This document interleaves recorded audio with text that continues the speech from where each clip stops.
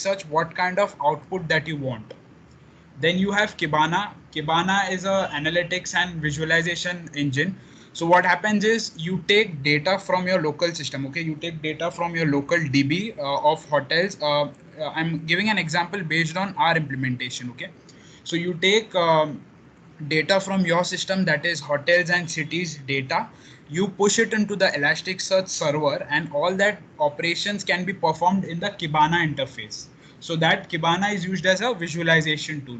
And then you have Logstash. Now what Logstash does is it is mainly used for traversing through huge logs that are created. So whenever you deploy Docker or anything Elasticsearch related, you have a lot of logs getting processed and a lot of logs getting stored. So in order to traverse through these logs, we use Logstash, but currently we are not using it in our project. So I'll just give you a short brief demo on Elasticsearch that we have implemented. Just a sec.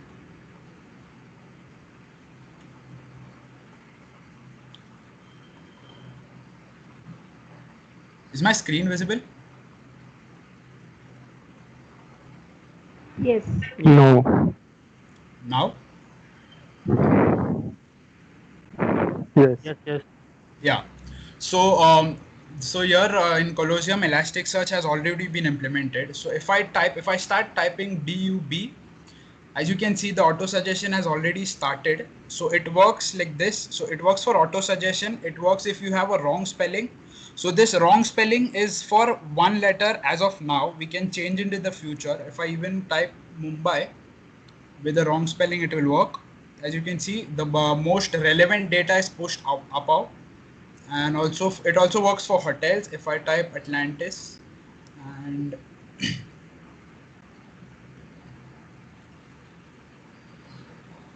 as you can see, the most relevant data gets pushed. So what happens is every time you're firing up a search, this is relaying back through the Elasticsearch server, and then their data has been processed according to your query. For example, if I output a particular type of query, what result should the Elasticsearch server give to me? So this works on that, and I'll tell you how we implement it in inside Docker container. Okay.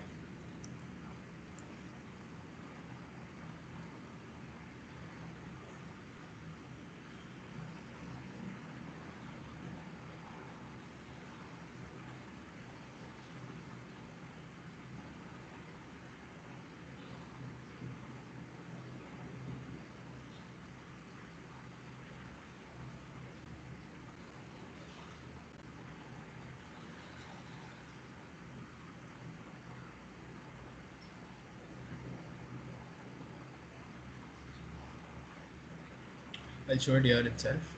So there's a Docker ELK container on hosted on Git. If you go here, I'll provide the links afterwards. So you just need to download this code into your specific folder. All these there's a Docker ELK blueprint that is made already. So what you do is you take a checkout or you download this code into your specific folder that you need. Once downloaded, I'll show it on my system.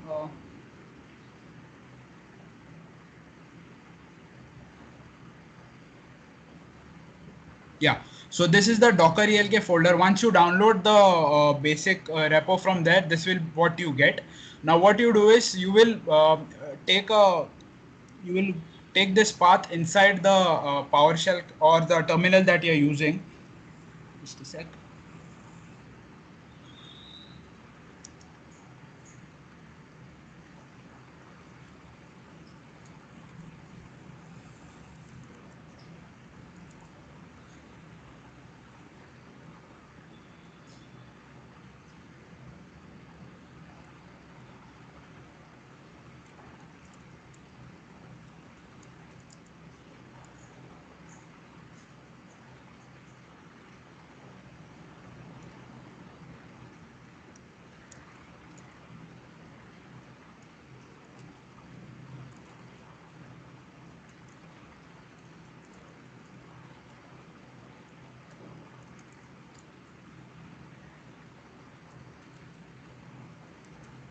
Yeah. So here I am inside this folder that I have just downloaded. And then inside you have these lot of files. Now, in order to start up, we had a Docker run command at that time. In order to start up through Docker Compose, you need this command.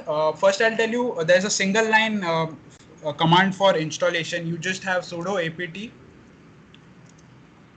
install docker -compose. Now I've already installed this, so if you just hit enter, it will install Docker Compose on its own. In order to run the Docker Compose, you have sudo docker -compose up, and you run it at detach mode like that day with -d. So what will this will do is run the particular file in background. Now, what happens exactly when you run this command? When you run a docker compose command, as you can see, there's a docker compose.yml file here. Now, if I go inside, this is the docker compose YML file. Now, if you see under service section, I have three services. I have Elasticsearch, Logstash, and Kibana. So as I mentioned earlier, all these three services are interdependent of each other. That's why through a single Docker container, I'm running these three together. So if you look inside these variables for particular, let's say Elasticsearch, you have your bind.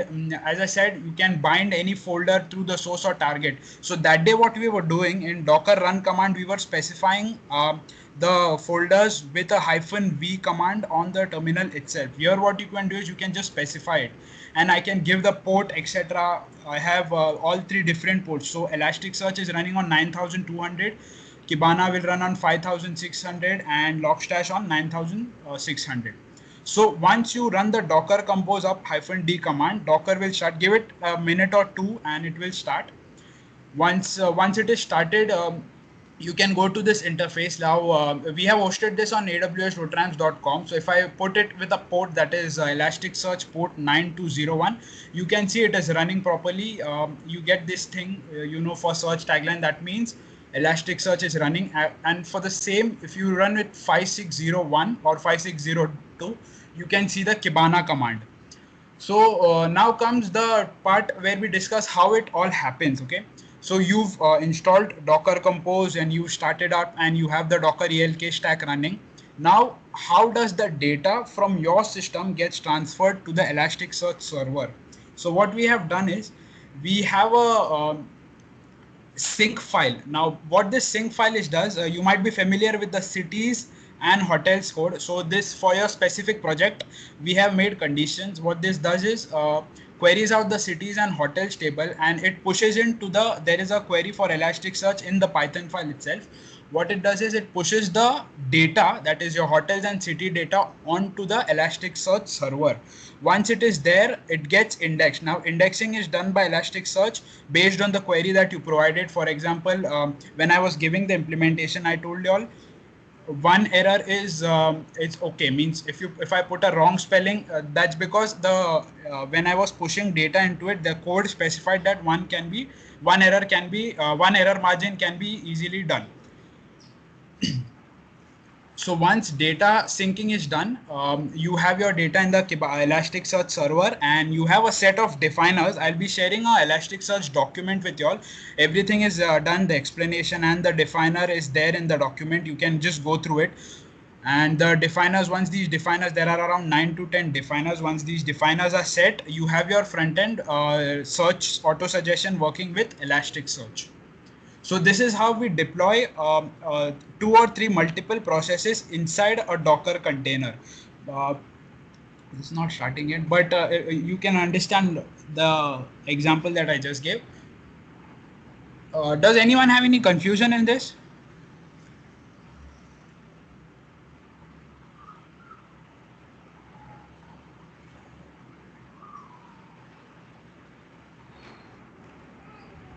Justin. Hello.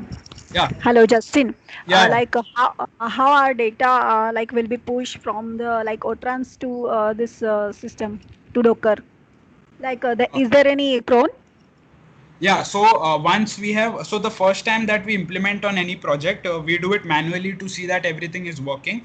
Once it is working properly, what we have done is we've set up a cron for every week or every day. So what this cron does is, the file that I showed you, the Python file, it invokes that Python file with a particular as you can see, if I have UAT, I have need to sync the file on UAT OTRAMS. I will give it a parameter UAT OTRAMS, and what it will do is it will sync the data from UAT OTRAMS onto the Elasticsearch server automatically. And then I don't need to look into it anything.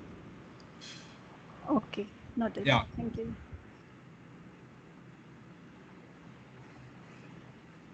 Anyone else?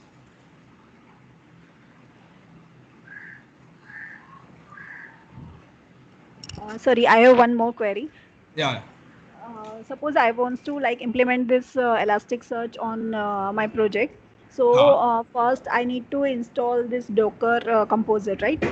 Both And Docker and okay, Docker Compose. तो Docker उस दिन बताया था ना वो अलग है, and Docker हाँ, Compose is different. So you need to install both. okay. Yeah. Thank you. I'll be sharing a document so that will clear most of the doubts. Okay, thank you.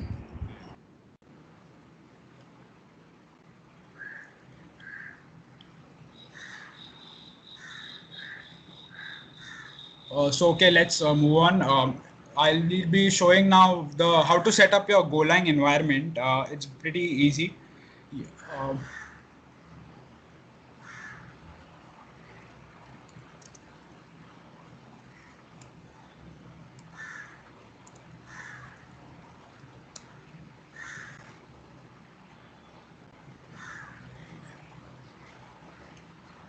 This is the main Golang page, golang.org, and download. If you go there, you have your Windows, Mac, Linux, and source files. So what you do is for people, I think most of the people are working on Ubuntu. You can just download the source file, that is the .tar.gz file from here, and then you unpack it through -xzf command. I'll be linking that in the document itself. Once it is done, you can just unpack. Once it is unpacked, you what it does is it will download the source, all the source materials that are needed. You don't need anything extra to your folder. Then it is done. You just need to put your export the path. What export path means is I'll just show you in a second.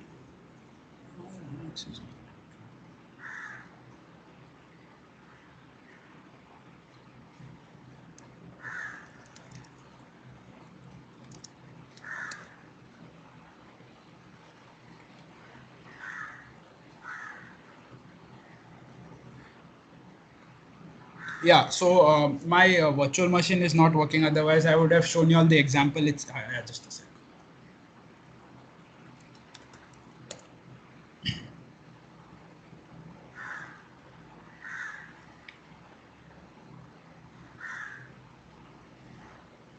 Yeah. So once you have downloaded the command, that is just a sec.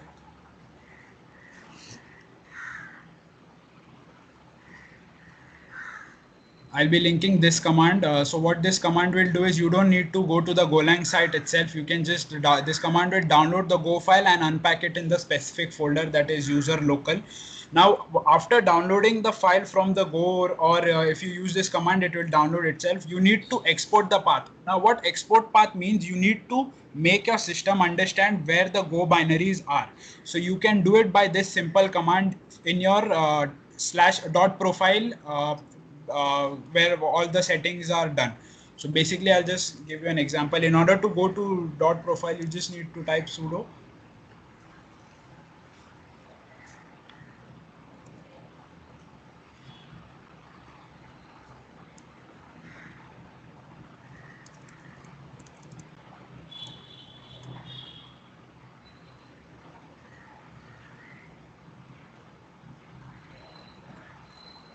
I think it's stuck. So you just what you do is the tilde command is, I'll just show you. The command for opening profile is sudo nano.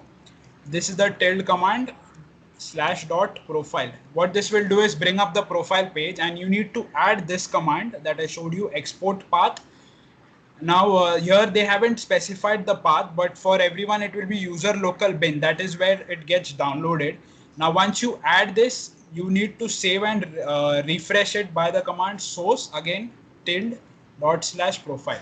So in your profile, the export path variable will be stored, and once that is done, it is very basic, easy. What you can do is you can write any program in Go, and from the command line, if you suppose there's a hello world program, from the command line, if you type the command Go run, suppose the program file name is hello.go, and press enter, basically it will execute the file. So there are two types. You can either run the program or you can build it. Same way, go build hello.go. Now what building will do is building the command will create a executable file that you will then open up with /hello. So when I run go build hello.go, just a sec, there will be a file created named as just hello. This will result in a creation of file name hello. Now how to invoke this file? This file will be invoked by the command /hello. So that's it. There's no anything else required. My virtual machine is not working proper. Otherwise I would have shown you all.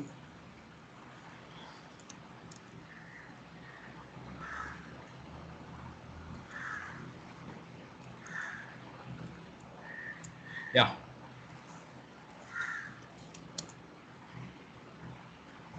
As you can see, this is my dot profile. If in the last line, if you can see, I have added the user local go bin because my all the folder that was downloaded is inside this. So I make the system know that my binaries are inside this. If I go outside, and there's a just a sec, I'll show you a sample example of Golang.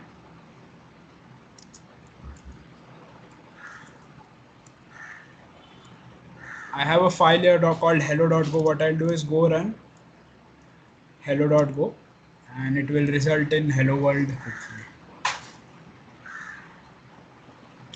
As you can see, yeah. So there's no anything else rather than this. You just need to make sure that your go path is set in the dot profile, and then you can run the files as it is. So it's pretty basic. Anyone has any confusion in this?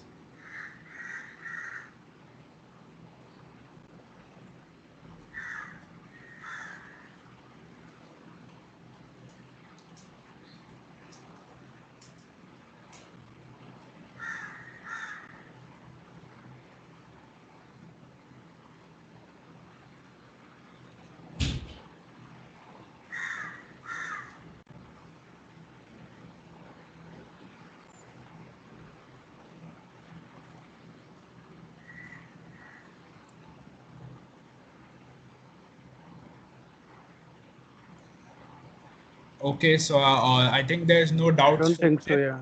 Yeah. So we can move on. So that's it for today. I guess Jignesh, tomorrow's session will be taken by. I will take it, but not tomorrow. We'll have session on Wednesday, where Yeah. I'll explain about our current backup policy and disaster recovery. So I'll take some examples, and I need some data from hosting. So I need couple of days to prepare for that. So we'll mostly have session on Wednesday. I'll message you on ping on this group. Okay, guys. So that's it for today. Thank you. Thanks a lot.